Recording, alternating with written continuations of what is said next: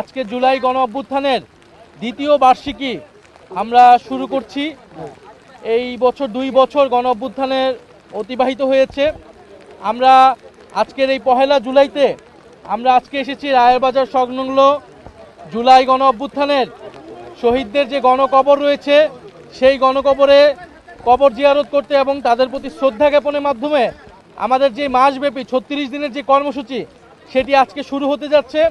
এবং আপনারা ইতিমধ্যে জেনেছেন যে আমাদের পুরো মাসব্যাপী 36 দিনব্যাপী ঢাকা এবং সারা দেশে আমাদের জুলাই গণ অভ্যুত্থান স্মরণে আমাদের কর্মসূচি থাকবে। এবং প্রিয় সাংবাদিক ভাই বোনেরা এবং প্রিয় দেশবাসী, আজকের এই দিনে আমরা শ্রদ্ধার সাথে স্মরণ করছি আবু সাইদ, শহীদ আবু সাইদ, মুগ্ধ, ওয়াসিম, ফারহান ফায়াজ, রিয়া গোপ সহ জুলাইয়ের যেই 1400 শহীদ এবং 30,000 যারা আহত রয়েছেন, জুলাই যোদ্ধা যারা রয়েছেন তাদেরকে আমরা শ্রদ্ধাভরে স্মরণ করছি।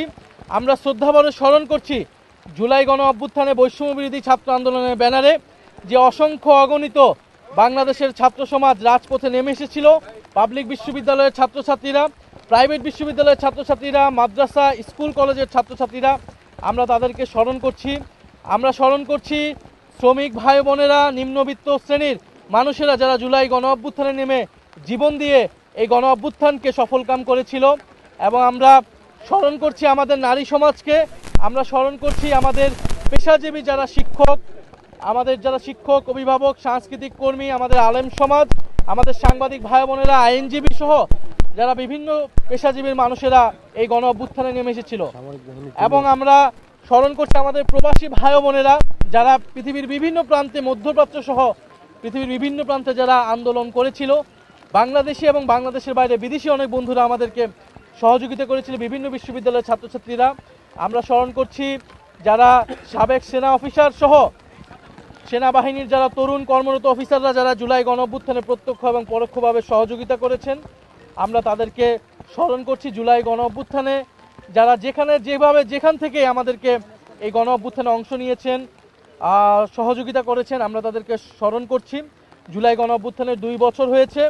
আমরা জুলাই গণ অভ্যুত্থানের পরবর্তী সময়ে বলেছিলাম জুলাই গণহত্যার বিচার সংস্কারের মাধ্যমে আমরা একটা বৈষম্যহীন গণতান্ত্রিক নতুন বাংলাদেশ করতে চাই। সেই বাংলাদেশ আমরা, আকাঙ্ক্ষিত বাংলাদেশ আমরা এখনো পাইনি। আপনারা জানেন গতকালকে ট্রাইব্যুনালের একটি বিচারের রায় এসেছে, কিন্তু দুঃখজনকভাবে সেই রায় বাংলাদেশের জনগণকে সন্তুষ্ট করতে পারেনি। এবং আমরা মনে করি সেই রায়ের মাধ্যমে আমরা যারা জুলাই গণ অভ্যুত্থানে অংশ নিয়েছিলাম, যারা শহীদ পরিবার, যারা আহত যোদ্ধা রয়েছে, তারা কোনো ন্যায় বিচার পায়নি। হাসানুল হক ইনু, যিনি জাসদের সভাপতি ছিলেন, যিনি আওয়ামী লীগের সহযোগী যেই অ্যালায়েন্স ছিল সেটার অংশ ছিলেন, তিনি কিন্তু জুলাই গণ অভ্যুত্থানে প্রত্যক্ষভাবে গণহত্যায় মদত জুগিয়েছিলেন। গণহত্যার যে সিদ্ধান্ত ছিল, শেখ হাসিনা যিনি প্রধান সিদ্ধান্তকারী ছিলেন, তাকে সর্বাত্মকভাবে সহযোগিতা করেছেন।